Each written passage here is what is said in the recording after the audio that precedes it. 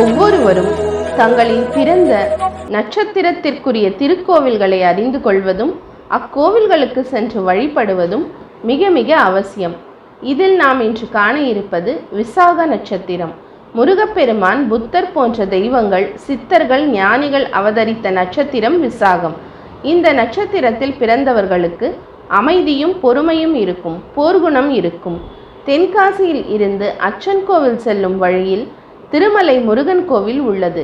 இங்கு விசாக நட்சத்திரத்தில் பிறந்தவர்கள் செவ்வாய், வெள்ளி, விசாகம் இணைந்த நாளில் சென்று வழிபடுவது மிகுந்த சிறப்பை தரும்.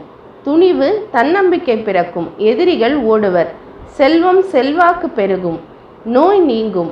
பூர்வீக சொத்துக்களில் வில்லங்கம் உடையோர், கோர்ட்டுக்கு அலைவோர், கர்ப்பப்பை கோளாறு உள்ளவர்கள் இங்கு சென்று வணங்கி வருவது நல்லது.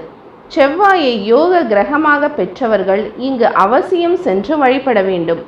கடகம், சிம்மம், மீனம் லக்னமாக கொண்டவர்கள் இங்கு சென்று வழிபட்டால் சிறப்புகள் தேடி வரும்.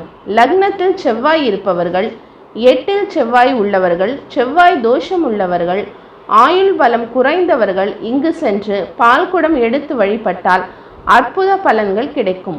பல சித்தர்கள் இங்கு சூட்சும நிலையில் உள்ளதால் குருவருளும் திருவருளும் கிடைக்கும். திருமலையில் வாழும் மால் மருகனை, திருமலை குமாரசாமியை வணங்குவோம், நலம் பெறுவோம்.